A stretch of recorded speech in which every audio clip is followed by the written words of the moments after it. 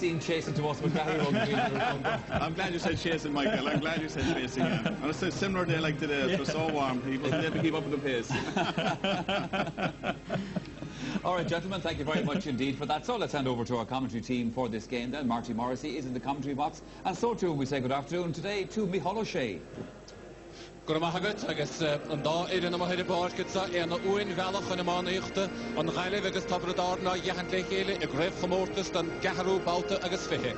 Seach cín dia godísa ag tabradárn, sé cín ag ghaileh. A gluhí le cheannis, 9 cín ag tabradárn agus chiiri cín ag ghaileh.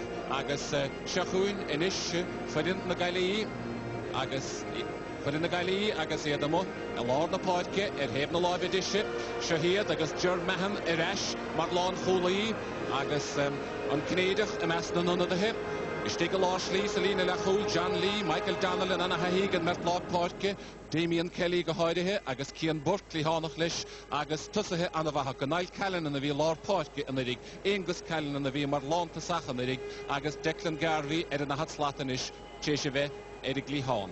Sinead, farin na Galway agus inis, farin Habradárn a dheile, heb na láimh clé ansa agus an bainistúir istig a lár slínsan, Paddy McCormack agus se chuid farin Habradárn Sean Ryan istig a lár slí mar lecholaí agus lasmuda Paddy Stapleton clíhánach leis agus Mac Jahar de Matt Ishiúd, Niall Tíhan a lár slí bhí chud Brendan ag immert le Sínsir Habradárn, Kieran Bergen amo a lár páidce an son agus Mac Jahar Ishiúd de Jack Bergen an Ránóid agus a Timiróid agus Col Cahar leis a Billadóid a lár páidce inmh ag Gailibh an ag Tír-Chonil, sinné Joe Bergen agus na hatslaat David Shepherd, Mac Mick de John Doyle, John go bhfuil 8 mán ile éidirige chum le Christy Ring agus David Morrissey the Money fada siú Richie Root stig sa chuine a gimid aus a gréibh na mún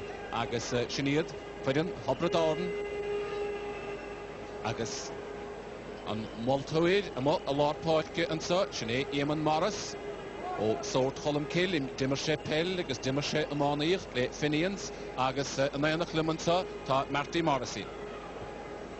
Certainly this is going to be an interesting tussle. Tipperary have won 3 in a row in the province of Munster. Galway have only played 1 game, that's against Antrim. It could well be the factor.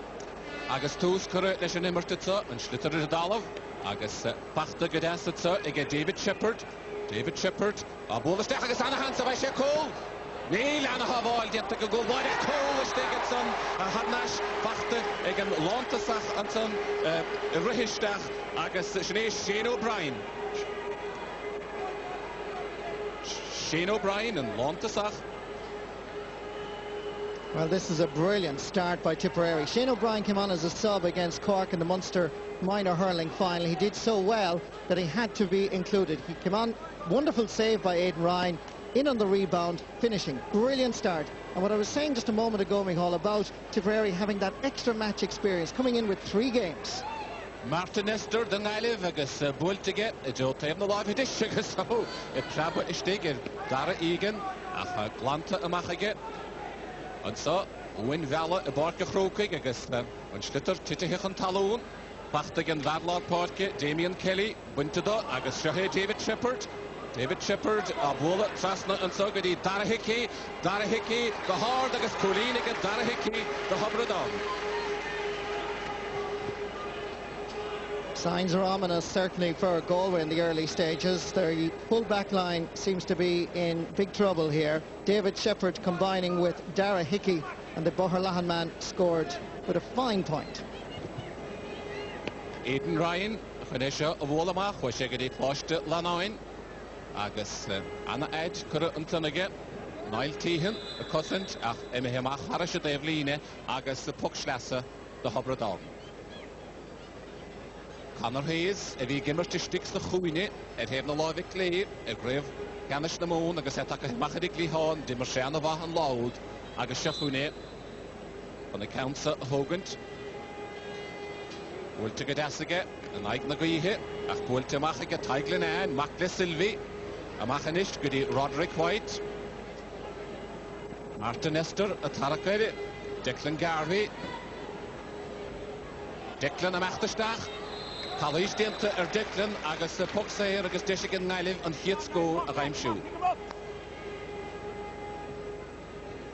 No doubt about the foul here, bringing down centre forward Declan Garvey.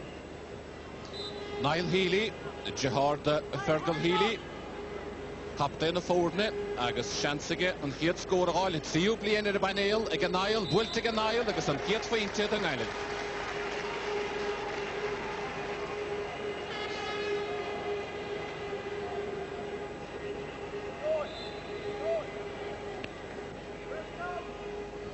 Counts Bultemach, Harish Lord the Poitke, Anna adds the clitter, agus Hepper Roderick White and son, agus Deshige David Morrissey, Wultistach, a Sora Hickadas Stig again Michael Donnellan, agus Calais Diente and Michael Donnellan.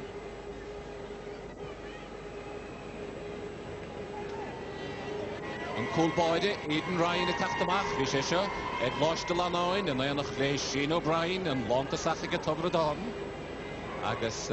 We shared a good you heart to fuck padder, it's the Cooley Mountains, Schneet to Quilnet.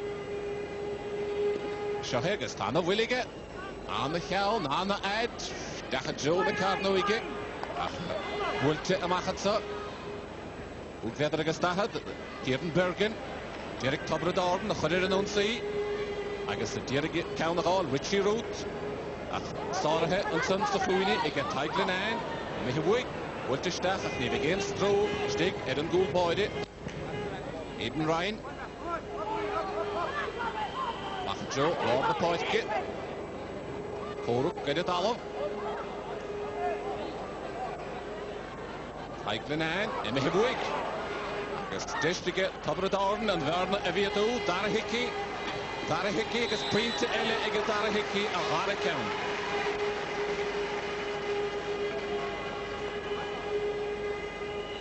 Well, it is early days, but again, Shane O'Brien and Dara Hickey are causing problems for the Galway full back line. Another fine point by the corner forward.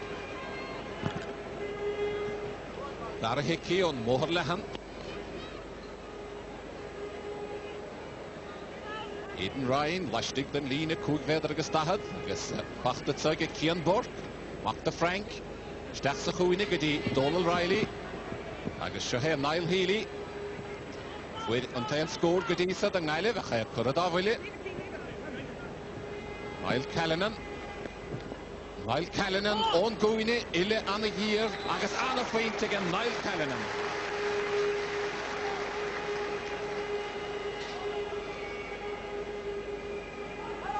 Niall Callanan scored 2 points against Antrim. A very fine wing forward. That's a fabulous point from out by the sideline. Niall Callanan, Kadim David, it's a Shane Long, a Togada, Shabli and the Agana Gishige, Achame, a Sundan, Dalish, Jur Mahan, Emihe Amach, the Ream Jurgus, well, Coolvy, Gown Shane, I said, Galish that. Shane Long here coming through, scored 2 goals and a point in the Munster final. It deflected off Ger Mahan and out for a 65 at least it should have been. This is the reverse angle here. You can see it getting a deflection and just going over the end line. Marcin, Shohai David Shepherd, Emmy Hibwig, Derek Schlitter of all her nash, Tachta Gauder, Conor Hayes, Anna Tavline, Agus Puxlassa, the Nile.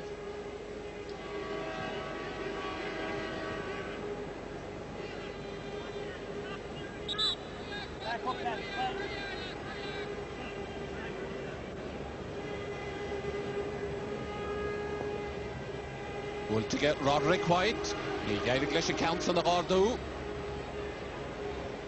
Agus Tobrador, Agus Anna Choruk, Father Yanavaka, Lord Nahuidi, with the Stach, Agus Shohe, Richie Root, and Faravier House, the Grave Namona, Hastop, Higa Hall, and he get Tiglin Ann. Sylvie, Evach Mortashach Asson, Agus Darno, Emirian Tig, Roger Homa. Lovely piece of skill, Mihal, by Tiglin Ann. Because Richie Ruth is a real danger man. Got away from him. Look at that. Fabulous. Great block down.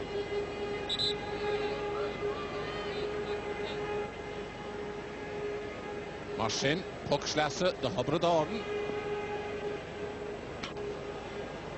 Bhfuilte heb na láimh clé agus an ceansan curamú éigen. Bruchol dar agad so anna he teas a barca chrúcaig agus an fáid nó táchas fáid chun na mána éachta.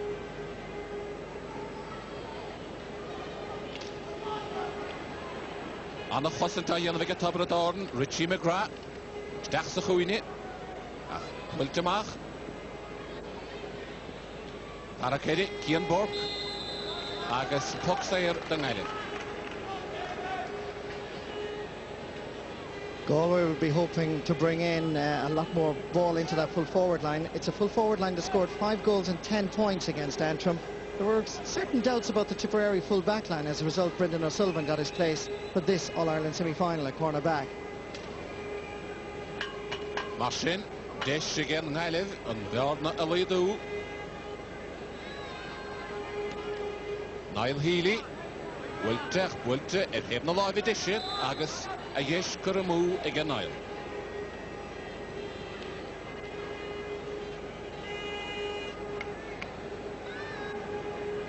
Sné Matty Murphy, bhainisteoir na Galway, agus bhí sé bhainisteoir na Sínte chomá, ach bhfuilteach ag dara igen, bhfuilte gomach agus fachta go as ag John Lee. John Lee, Éan go dtíon bis sa Gaillimh, Peledóidí smóthagann siad ach anna mána é seo. Agus Counson sáirithe go as sa stig ag dara igen. Dara os ciúna bhuaile, bhfuilte gomach ag agus an Chláilitsan agus Shane Long agus Calís dianta ar an ógáin. Ach sé blian na díag díise ha sé seo be sin na binúir, blian se chúin agus a blian dar giún. Agus fuair sin áchúil a gréibh na mún. Ach seo Richie Root, with Coolini áile ar fad sa uthe céanna. Imid a rithar Tony, leis na binúir, trí blian ó hin.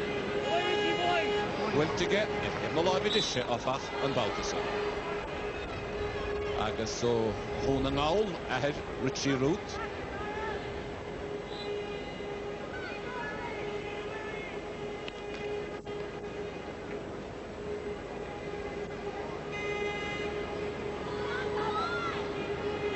Deshinsa ag Niall Callanan, Niall a bhí lápáirce ag Gaillimh Enadig, Anna Amani, Anna Chórach. Dhéanamh ag mecht leis isteach a róthar a chaid curad á bhfuile. Bert chosantóidí timppla agus Deshinsa ag Angus Callanan. Ach, ní raibh atáilis. Ní raibh atáile Angus a ha gimmart mar lánta sach don tarna blian as a chéile. And this is the instant again. You can see Tipperary were there in sufficient numbers, but there was a pull here, and you can see a collision with Angus Callan and the pull forward. Seems to have just picked up an eye injury. But Galway struggling in the opening 10 minutes. Tipperary dominant, particularly around midfield with Kieran Bergen and Richie McGrath, and around the half-back line as well.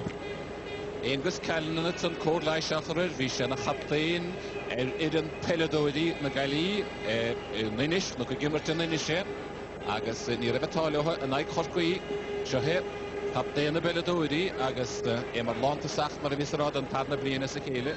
And so I think Angus Callan's difficulty is the contact lens, Michal.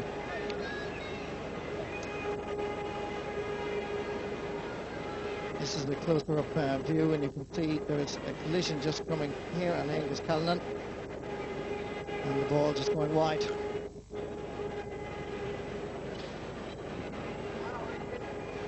Marsin, Angus, Olaf Chin Caha in a huid. Dara igen, dimir an aig na Australis na Córialacha, agus Peledóid, chomá, dimir sé le Peledóidí Tabhradáin. Seo bhfuilte go maithaige, leathára he mothaige Cian Bork. Damien Kelly teachta gaudir, bhfuilte steach go dtí Niall Healy. Niall a mecht leis a rúthar, deise go Niall, a deireadh mecht leis isteach a láslí, anna dheara a dhéanamh ag Niall, bhfuilte go háir agus peinte glúte ag Niall Healy.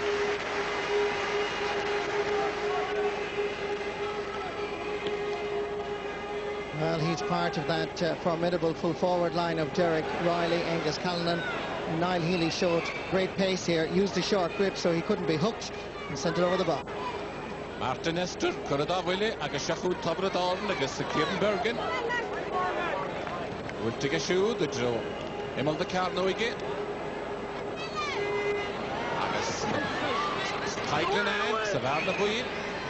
David Shepherd, Ayechantish. Machtige David. David a Machgudi, Richie Root. Shahe Richie, Eleha Chouil, Gudi Shane Long. Shansige Shane. Shindianta Gadasige Shane. Wilte Afni Riga Council, Harasha Drasnal. Aidan Ryan, Renapashach. Declan Garvey, agus Niall Tehan, Erigeri Kieran Bergen, Kieran the Stachat Joan Hole, the Chancellor, ach near Hookshire.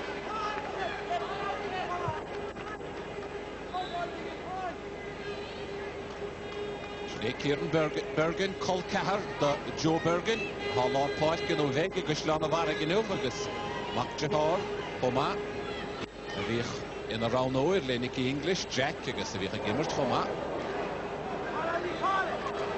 Shahe Kienborg, Mac the Frank, Ishtachgedi, Niall Healy. Chansiga Niall, Wiltiga Dassiga, agus Quinta Ele, Anagas, again Niall Healy.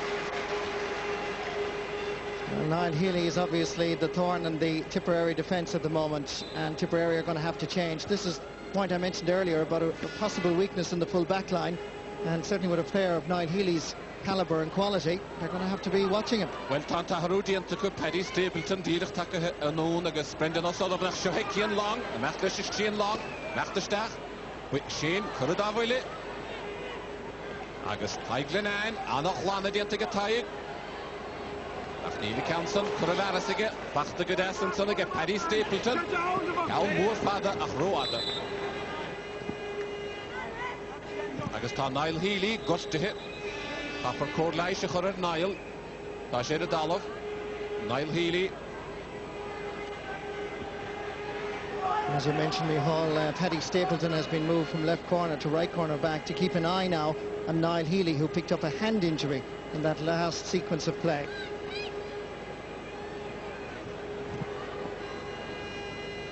Niall agus Ráfáun ile éidirige leis na gaidim scoilena.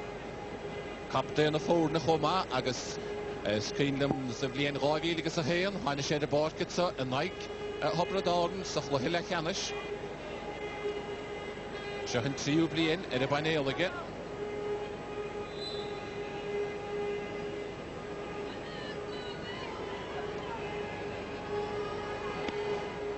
Aidan Ryan.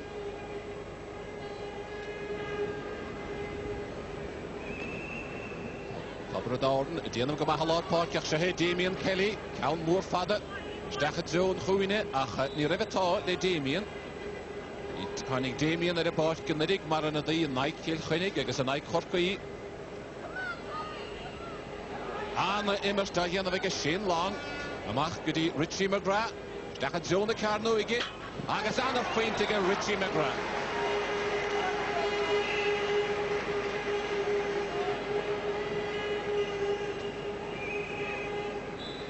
Lovely piece of action here. Beautiful fielding by Shane Long, who set up his midfielder Richie McGrath for this wonderful effort from the middle of the pitch.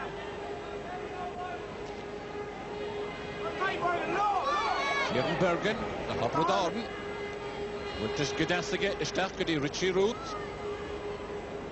Chancelige Richie. Gurushe Feig, Wiltige Richie, agus Pointele, ege Richie Root.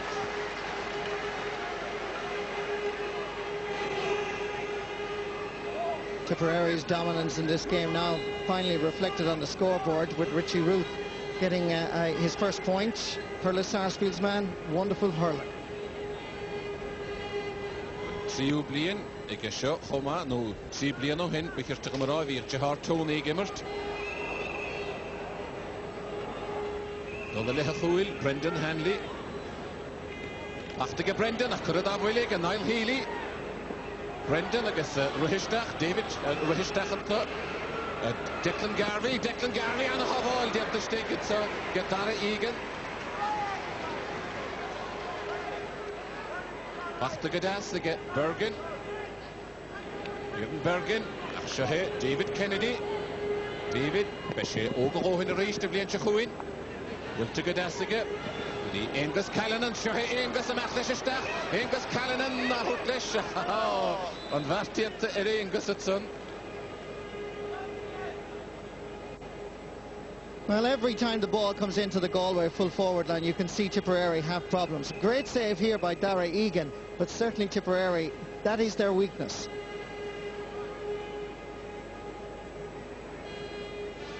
Marsin, puck quick there against chief ahead.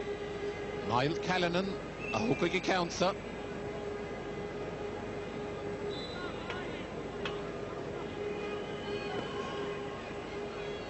Will take a Niall, will can ord, against will to Crean, Harris a Drasna, and again Niall Callan.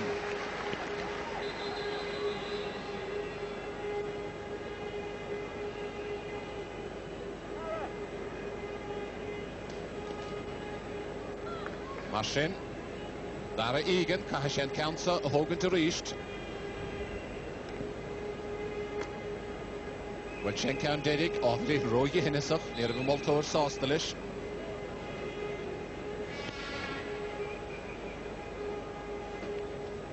Will to reach the Gagas, Anna Ederfad, and Ike Naguihe, Agus Viachasha, Wallistach, so Dara Hickey. Will to get Dara, Agus Quinte Das, I get Dara Hickey, and Trio Quinte, I get Dara Hickey.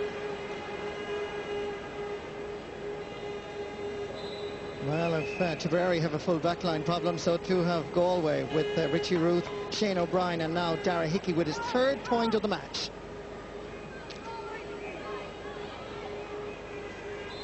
Machtestachat so, Declan Garvey, a college Diantagus Puxair the Hobradon. On Cool Boyle, Etachtamach, Dara Egan. Agus Anna Eiderfad, a horse of Willica, and Sohino.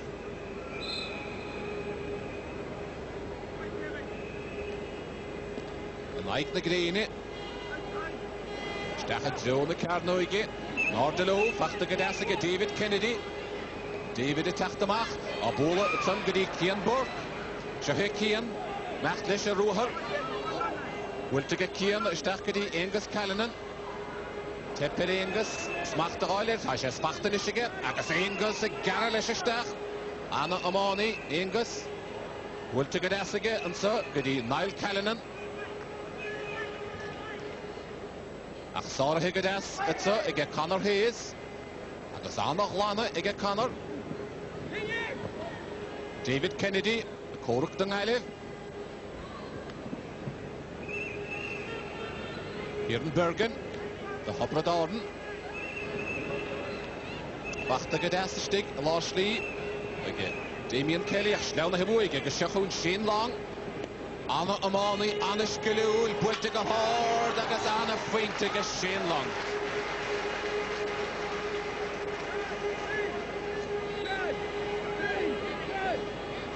Shane Long is an experienced member of this Tipperary minor team at this stage. Difficult angle, wonderful play again.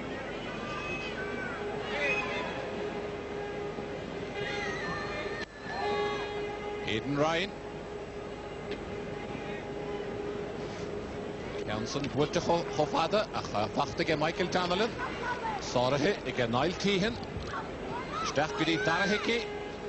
Dara Eraigudi David Morrissey. David Gimmers, the Stolen, then Zio Blian as a Kale. Ordere Taiklin Ann.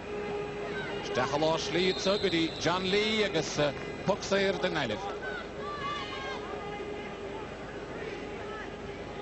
On Cool Boyd, a Hokiki Counter.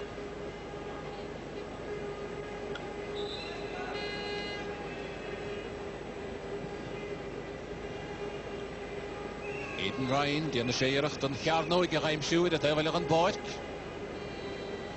Wiltige, Joan Line, Fehmeder. Retrasna Angus Callanan, Angus Agalistach, Agus Berre, Janzi, Angus.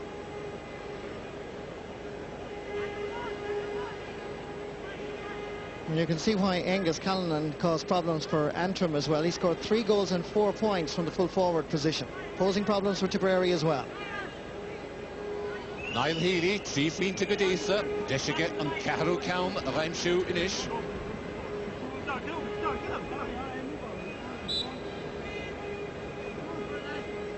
Niall, Léna Kitúig, agus a Flinta Tópa, Gorábach aige, an Carú Count ag an Niall Healy.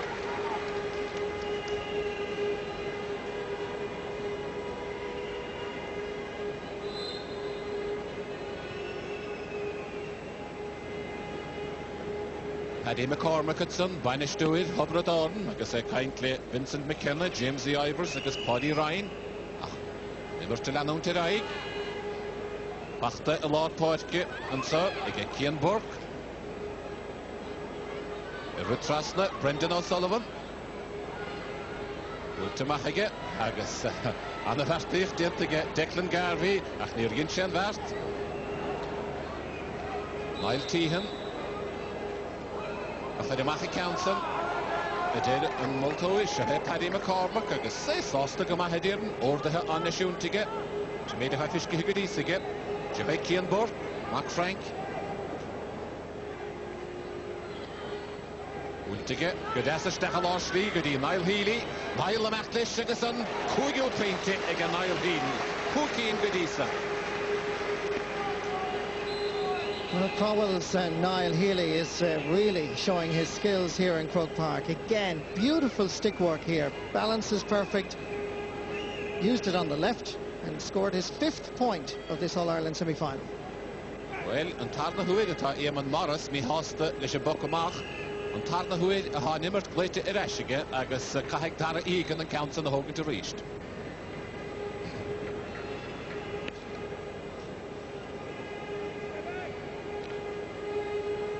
To get that, I guess. Ian Burke, the Taraka is litter. Niall Healy in Ishim Hanoon, good in Davile. About the Sagas, Facht again, Niall. Niall Garalishistach, work to get Assiga, good eek. Niall Callanan, I guess, painted Das, and see you painted again, Niall Callanan.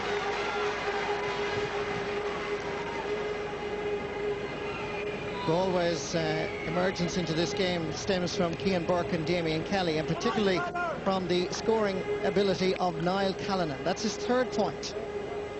Martin and Raleigh with Diana Bashlierash, the lady Kalis of Lohisagus, Ganach Carna Pigin at the Renish, Chase the Hobra Dorn, Tasnogama, David Kennedy, Cousin Goma. Ruheraik the Nile, Michael Donnellan, Shahe Michael, Anna Ruher, Anna Vusfe Galistach, Wurtigadi Niall Healy. Ábhíonn roiádach an tusa go bhfuil trasna go Niall ach sáirithe ag go dara ígan agus plantaige ach dis fós ag an Ngáileh agus ag Michael Donnellan. Réamh a bheag ar a dalamh agus fachta inis ag Richie McGrath, Halís agus Puck Sayer go Hobra Dorn.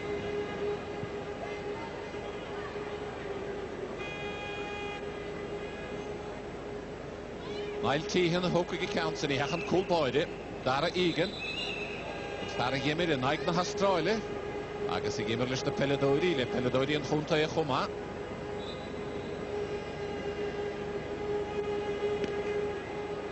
Cawn mór fada Bastig den líne feheméidir.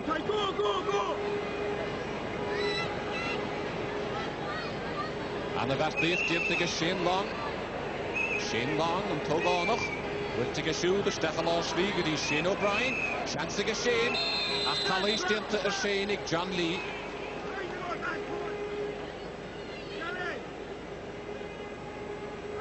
No doubt about the foul here on Shane O'Brien.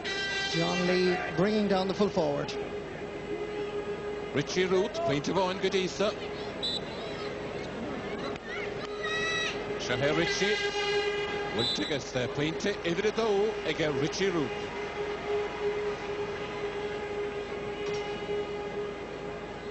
Out of that tally of 1-7, the full forward line has now contributed a goal and 5 points.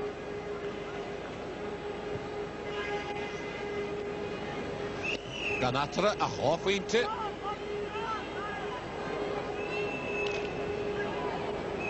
Spachta Gadasta get Brendan O'Sullivan. Amachad so gadi Niall Tehan. Panna Talón. Agus amach Marisha Devline puck slasa the Ngaile.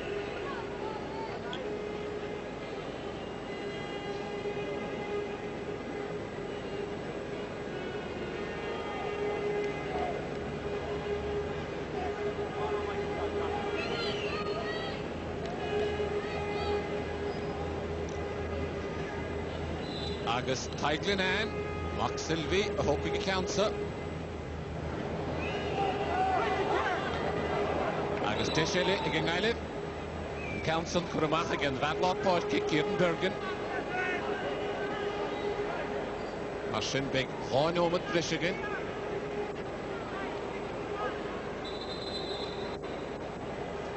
Kienborg. A Hookig and Puck Schlesser.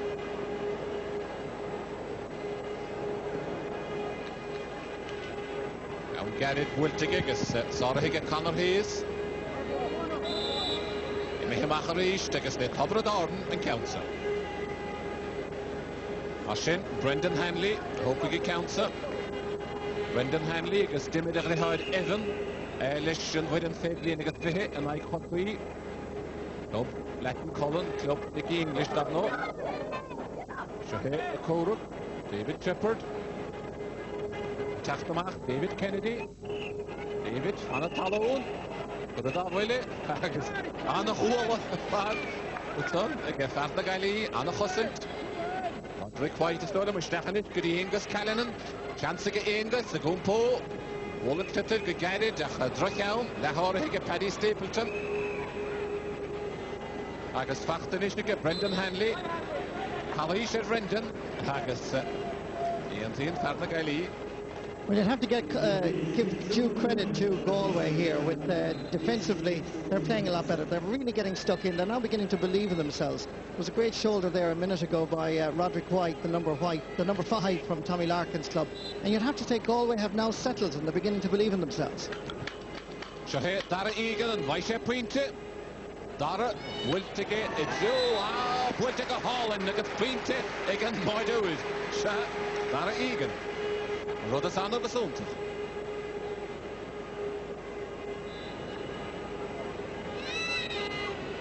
Great puck here by Dara Egan, following in the footsteps indeed of the Tipperary senior goalkeeper Brendan Cummins with a great long puck. Puck fodder.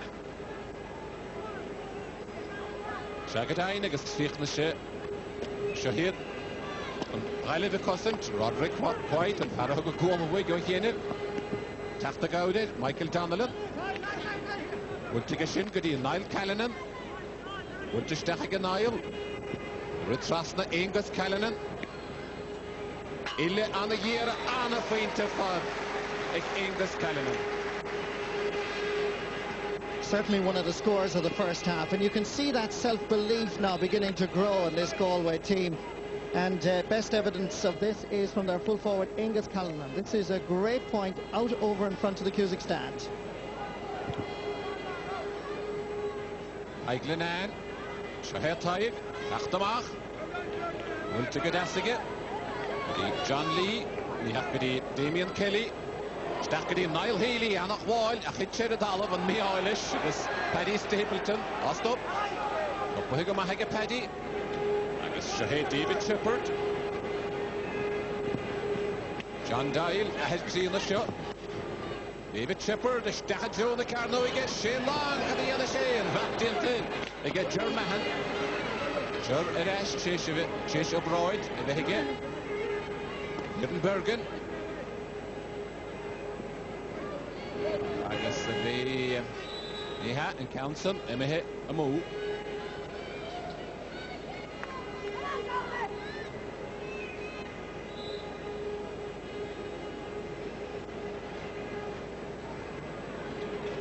Good defending here to put the pressure on the Tipperary man to drop this in, but it was really full back here, Ger Mahan, who gains the plaudits. Good defending. Abradorn agus Kieran Bergen Rohista Hannah Rohara Yanavik Kieran the Matlish Kapoor Legason on the back Tilton like Damien Kelly Ashin Shall Nagaili Dollar on say Bultigadas Stachat Declan Garvey Declan Goodasant the man Yaskadi Donald Riley Shahar Donald of the step and the Rohara and the Music Donald Vaisha Cole and a hole against Donald Riley.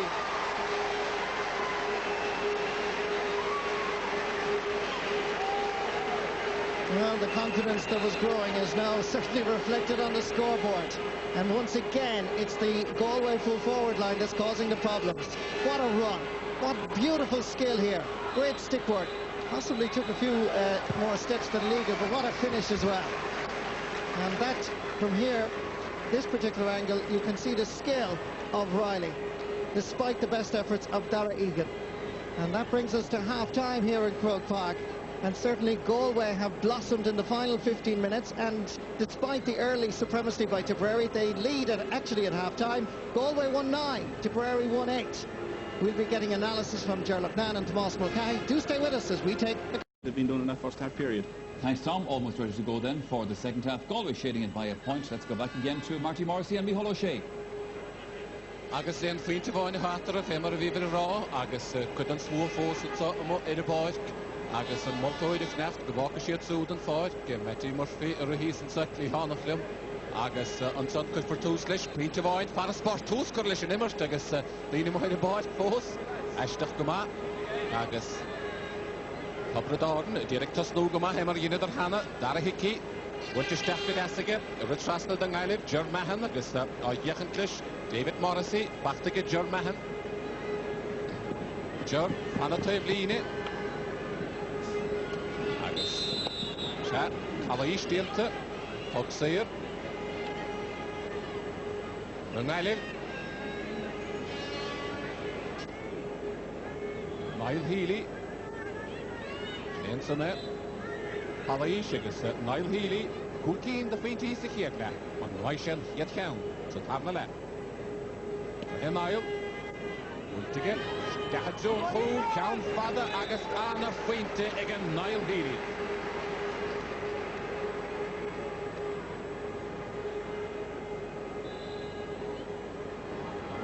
O ffeinte atra, y lor na hwyri. Achta John Clitty, John Lee. As y bish sy'n gaelef agos Gael y bele dwy dira a chamani yma hesio agos gôl desfachta yn synig e Conor Hayes e gyda mach haris y dweud line agos pwg slesed yng Ngaelif Hadlod Poethke, Damien Kelly. Wyntig y Damien gyda Fergal Healy yn fwyl siansili ag ni Fergal ach Niall Healy. Niall y gael ystech, siansig y Niall ach anna stopper fad, anna hosgwyd dienta Eric Ounson agos ta Niall wedi dalwb, ta eisiau gorti hy, ach sio he Niall Callanan. Niall Callan, ystech yn sôn yr eich gyda Donald Riley, ach hirach sŵd sara hy, siansig y Eingus Callanan yn eich, wyntig y Eingus agos pwynt y ele ag y Eingus, ach ta Niall Healy wedi dalwb gorti hy y goni. Niall Healy, Edidalov. Good finish here by Angus Callanan after the initial hard work being done by Niall Healy to create the chance. And Niall Healy is the player that's requiring some medical attention now. Willie, an y fwrdd yng Ngaelif, mae'n dagan siech o'i gehyn, a siegyn dy ffyn ti, aim sihe, ag y Niall Healy gydisa. Agus, pa siad am unig yn o heb. Ydy fi siad gael ystech yn Baltuson. This is the incident again as Niall Healy headed for goal. And you can see there was a sliding challenge there on the forward, which resulted in Niall Healy still being down on the ground.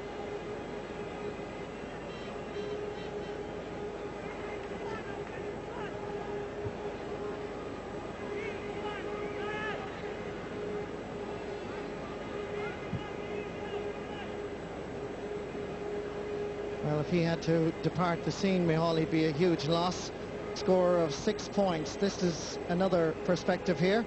As Healy was about to shoot, it was centre-back Niall Tehan that came in to challenge. It was a heavy challenge, but I wouldn't have said it was a dirty challenge or anything like that.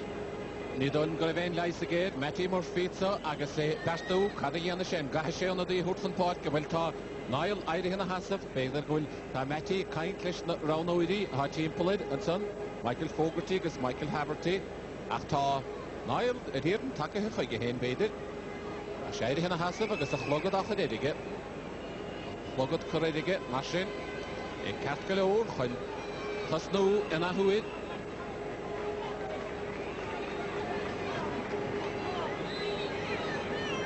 Siadwyl, a chweg yn haelyd, 3 pwyntach yn tysig.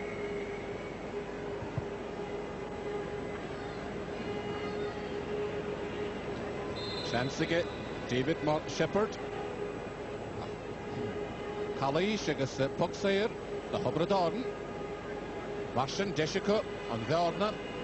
Alaidú, gyda a gáfeinte. Masmod an líne, cúdfedar agus dahad.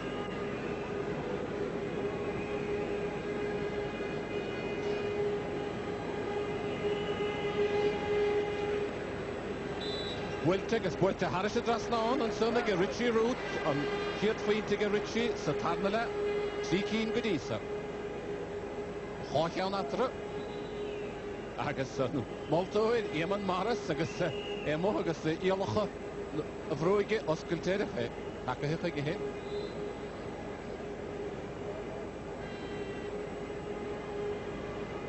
Aidan Ryan yn naig na greini sa tarnala. Grian o gan eifrian, haris yn líne, cúdfedar agus dahad. Cian bort, gydag tarakere, sarahe. Siachwyn, Tabrador, na dollar yn o'n sy'n ffachta gyd glwtio sy'n ag dara hici. Dara gara leis ystach. Anna, rwhar diant ag dara, agus dyrach sy'n amcar, David Hickey, ach ffachta har nas ag dara. Bwylt ag dara, bwylt ag hard, ag dara agus pwynta ag dara hici, ond carw cawn.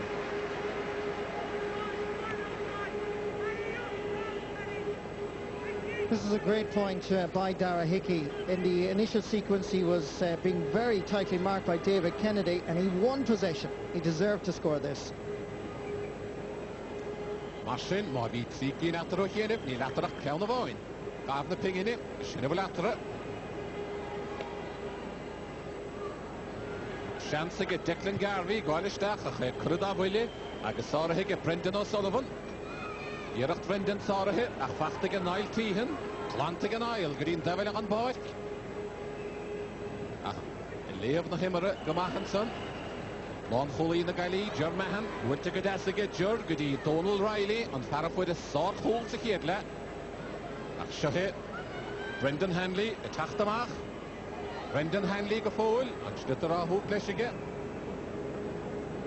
Aiglin Ann, agus Calais dianta haig yn son, ag Richie Root. Marsin, Eamon Morris, agus smacht ma, ach mead yn immert gydysig e.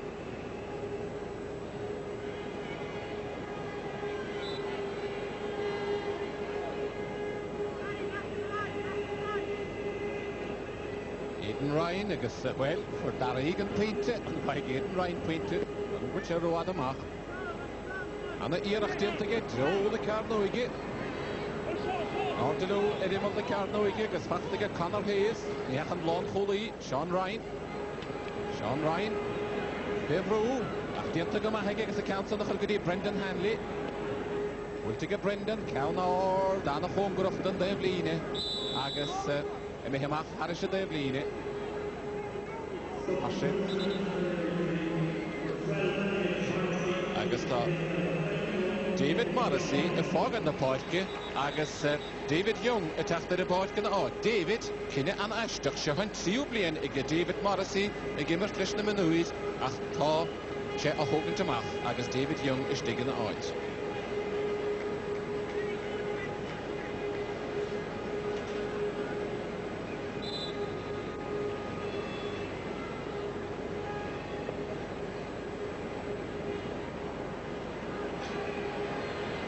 Lefyd Erik Dollard yn o'n si, ach Donald Riley, cwrdd a fwyli. Wynta mach a jo lor na poethge, agus yn lont asach, Shane O'Brien taca hymach, dar nôl ffyn boeth, agus ma David Young am y hystach, edrych yn y carno i gach syhet aiglin an. Wynta gataig, Sarah Higgadasson ag David Shepherd, ach John Lee yng Ngailif, cawn môr ffada, cawn dain sierach, agus anna i eisiau ag Donald Riley, agus yn tarna cwl, I'm sure again than Ireland. But she counts again now, agus an ish count on this at Donald Riley gets his second goal of the afternoon here in Croke Park, and it comes from a long ball. Defensively here, they just got their signals crossed, and really the goalkeeper, Dara Egan, had no chance.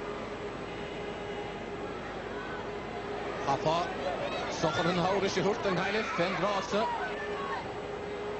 Iad baile helwch yn tysig agos y began achos yn gledi anna fe get tabra darn nish mas oelio ha techter nash agos yn Paddy Stapleton at son agos Ali stiente.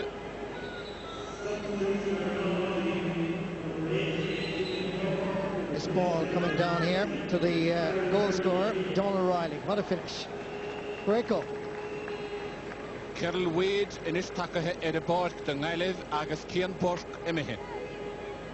Iad ahrw yng Nghaelif.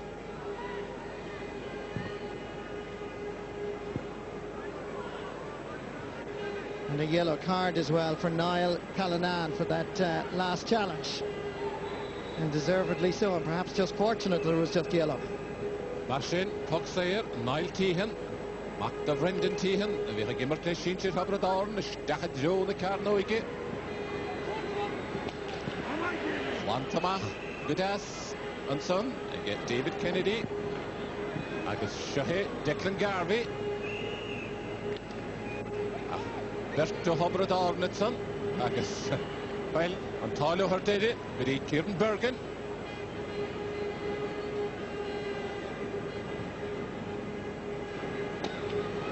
Well, nimmer, Dobby in Strakahe, Allah na Huide, a Hagolistach, Shane Long, Kademar O'Gonach, or the Moni Gadoach, and Vertiente, a Shane, Surung Island, and I have son, because a direct Taftamach, John Lee.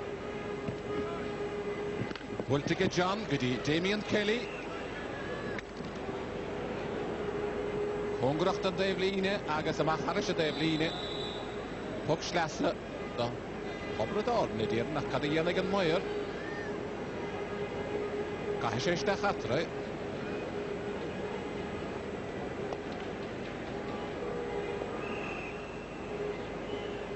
Sorry, I get Paddy Stapleton. Abradorn, Schlaunahe, Vendedig, Inish Overdien, Agus Iminiera, Edirn. Anach Walletson, I get Brendan O'Sullivan.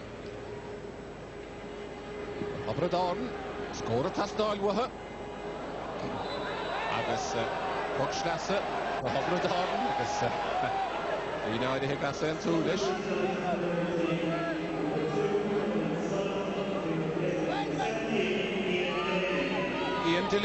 Ian Delaney, Tachan Park, agus Brendan O'Sullivan, Ian Mac Jahar the Fall Delaney, if you have given play top of the door and that no. Agus Brendan O'Sullivan, a fog on the park. Puckschlasse, Richie McGrath, a hooking counter.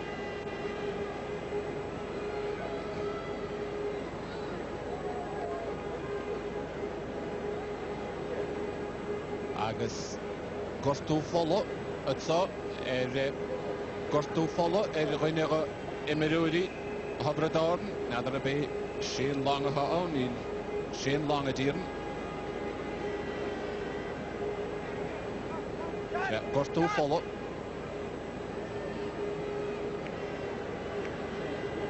Ach, Puckschlasse, the Habradorn, agus Richie McGrath.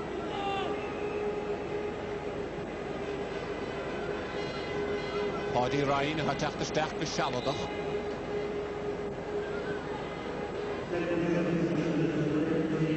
And Padlard Park, Kieran Bergen. Will take a Kieran agus Peter Das against Kieran Bergen. A Kier score and out.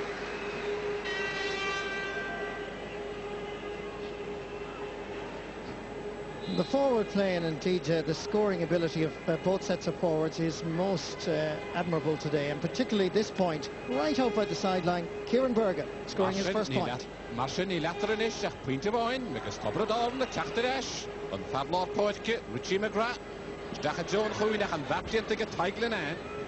I get Eric Tachtamach. Will take a Tig, Banatevline, Kerl Wadetson, Kurudavile, and the Shahuin. Abradorn, a Derek Dollar in Unsay, Brendan Hanley, and more order Brendan.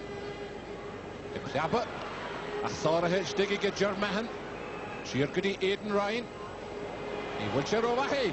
Agasana Yeshirish again, another a Honey Contoske, Agasne Paddy Ryan, Agas on Garner lead the hit, he get Paddy Ryan.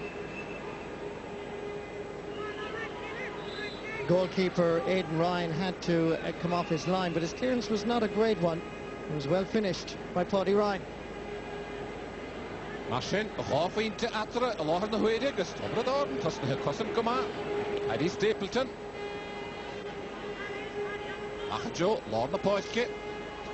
Nisha Hashan, the Horuk Daragatra, agus Paddy Ryan, or Hishtacharish, the Kurada Willie, Dr. Gowder, Shane O'Brien, Shahish Shane, Ilana Gear, High Garalish Stach, Shane O'Brien, the other Lena Fehemader, will take a Shane, will take a Dastic, as Quintelle, the Hobrador, a hit score against Shane.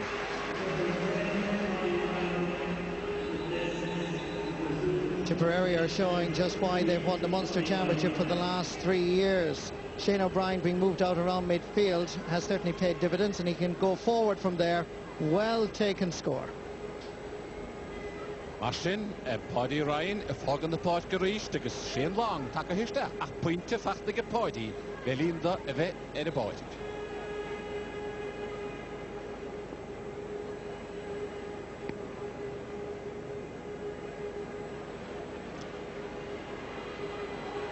Yogi hit scorele, be Niall Healy, ha Gailistach, Niall Healy, Lina Coolvedrigus, the hat Buntig and Niall, agus Anna Quinte again Niall Healy. Well, Niall Healy is emerging as the hero out of Croke Park for Galway this afternoon. Look at this for great skill. This is his 7th point in this All-Ireland semi-final. Look at the stick work here. The balance, looks at the target and sends the slither straight over the crossbar. Kevin Hines, Takahead aboard, gigging Ileigh, Martin Nestor, Imihin.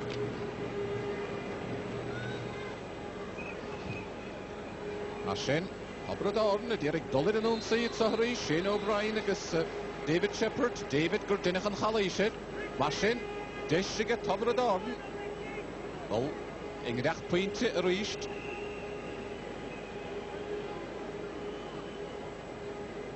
David Shepherd and son agus Borris-Ileigh, agus Dishinish Richie Root, a Chiaro Pointe a Raimshoe,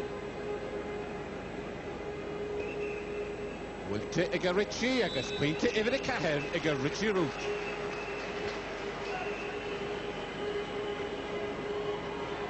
Marsin, en Pointe Vain, Shinnebalatra and a Huid. Anna Choruk a Janavik Tobrador, Levi Dona Gahan, in the Elik Tobrador. Niall Tehan, Emihe o Hobradorn, agus Joseph Cleary, Takahechan Poitke. Aharuele ik Tobrador.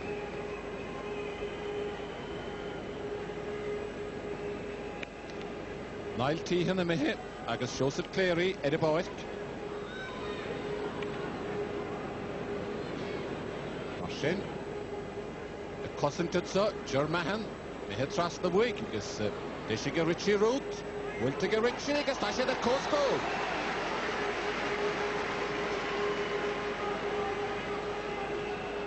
Another great point by Richie Root. Hurling Sarsfield's clubman is showing tremendous skill here, getting the equaliser, getting out in front of his man, and then just knowing exactly where the goalposts are. Marsin, chase the Hobradorn, Titum, Sheriffintach and Derek, Tashiat Koharum, Lishing Ileigh, Allah na Huedig, as a Gimmert Gama, Kieran Bergen, and the Wallet son get Germahan, agus Glanta Gamahege, Fanata Line, Wilte Amachofach, a Connor Hayes, a Fachtige Michael Donnellan, the Stachat Joe, the Carnoige, Agasoon, Bihonson, late Donald Riley. Well, you'd have to say, Micheál, they're two of the best corner forwards that we've seen in recent years at minor level. Donald Riley just getting a touch here, as well as Niall Healy in the other corner. Wonderful to watch. Amanahe Anish Gilula Fad, Lana Bertuku. Obrador, agus ní Derry Lena Gadirach Defos, Joseph Cleary, Stachel Ashley, agus Dishiku Beder, Tom Huntusig.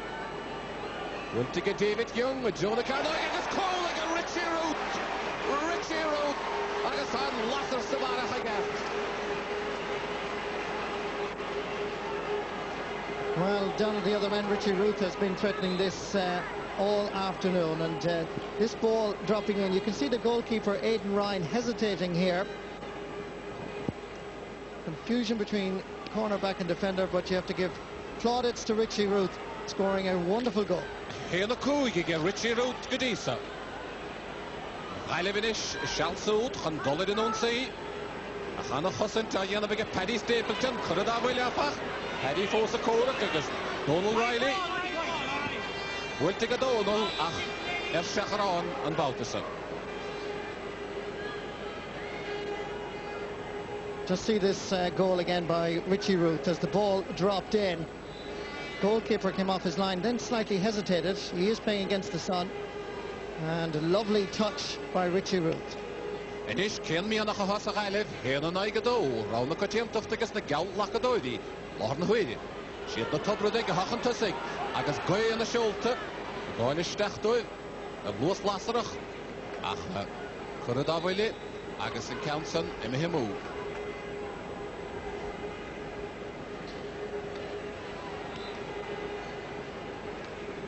Mar sin, brishigus dine o matí fáca. Agus, ein fóla báin, as garún tó chéile, a láhar na huidi.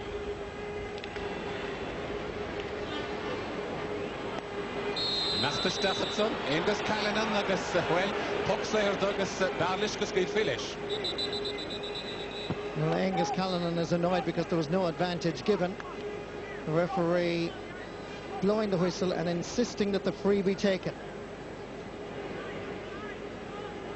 Marsin, Chancelle ige Niall Healy, Shach Pointe Gadisa, maar eintje toch door count, beschert koos goal le Richie Ruth.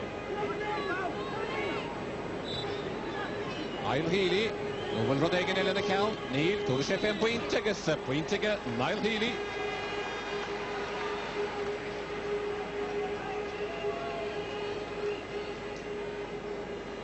Hochgi in de feintje Marsin, ig Niall Healy Gadisa. En een koek Richie Ruth. Door koek Diak, door Diak.